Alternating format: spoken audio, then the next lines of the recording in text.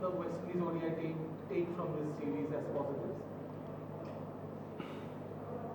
Positives, probably the batting of Shehu, how he continues to put this team on his back. Every time a challenge is faced, he as a leader puts the team on his back. I'm really disappointed in the way we've bowled. Look at the ODIs we've played this year. Ireland, England, even at home against Pakistan, and you come in Bangladesh and, spinners should be licking their lips, because that's the area where you will get to, execute your plans and in the most favorable conditions for you. And what we displayed over the last 3 games has been very poor, not consistent enough. And all 3 games we've allowed Bangladesh to score above par. I thought it was more like a 3.5 runs on over pitch. Every game we've had to score over 4 and over. And with the bat, again, every time the challenge comes, we lie down and die, except for when either Casey Kati or Shehu puts their hands up in challenging times. So very disappointed. Bangladesh played really well, kudos to them, the conditions, but we didn't match them skill for skill with ball, bat and in the field. So they are deserving winners. Daren, today's game seemed to be settled in the first 25 overs, where side Short basically got away with that huge first wicket stand.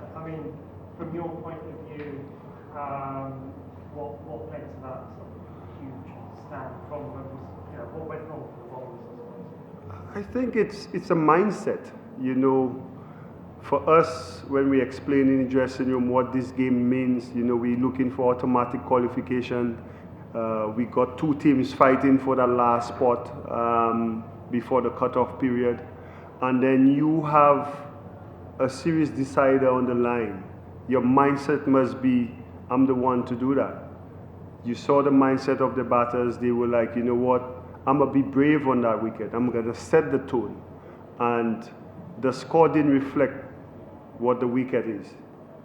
The batsmen came in, decided to be brave in the power play, and that put us under pressure in the power play.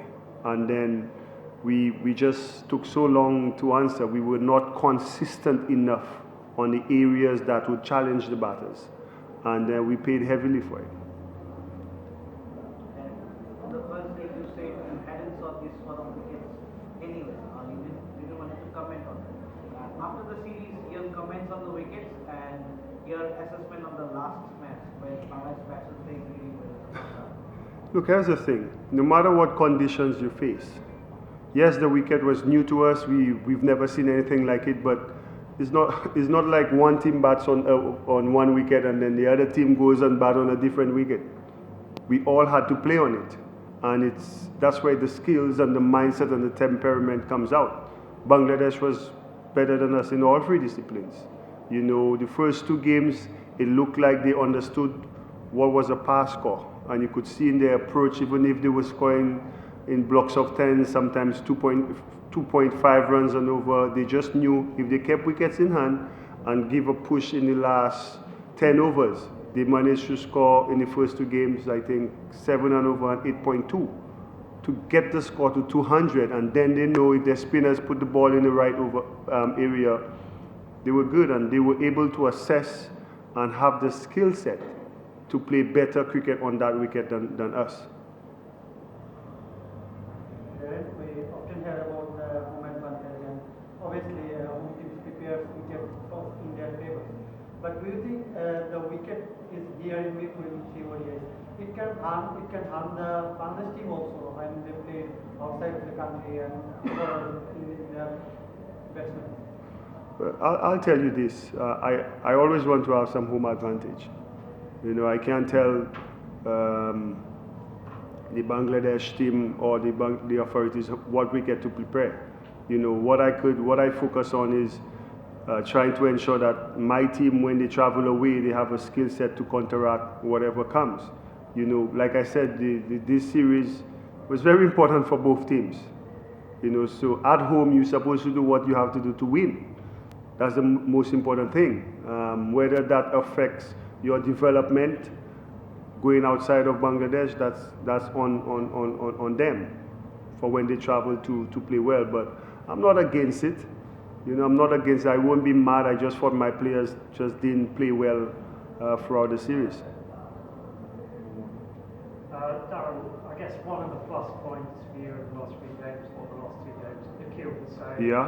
took 4 wickets today and obviously played a key part in the super overs in the second ODI.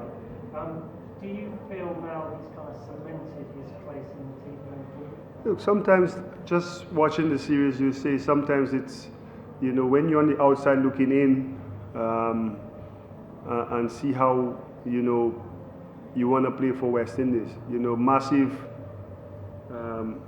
kudos to Akil in the manner in which he came up. When I called him about, you know, being the replacement, I was only looking for the last game. And he said, Coach, you know, I get in at 2 o'clock, I'm going to be ready to play and bowl that first ball for you. So I understand the challenges that was faced, but the bravery in which, you know, the bravery he showed, you know, and in a team where you have 3 left-arm spinners, and the guy who's been out for the last 2 years come in and outshine you, then yes, there's place for competition, you know, and that's what you want in a team.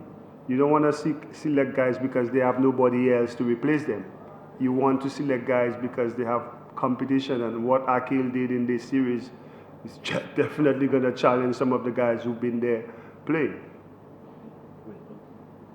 Tell us today's fielding performance. Many catches dropped, unfortunately. Yeah, I told you, we were poor in all 3 disciplines. You know, I think we dropped, I think I counted 5, 6.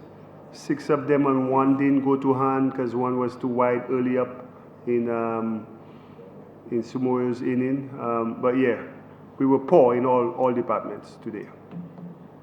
This is mostly about culture, the culture of pace bowling.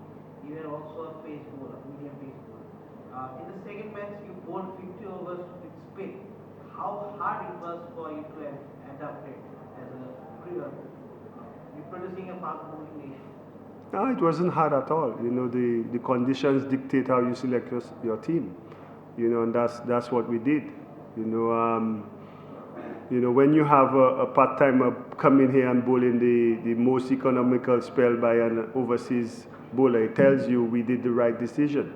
You know, and again, it's a reflection of the surface that we're playing on. So, history created.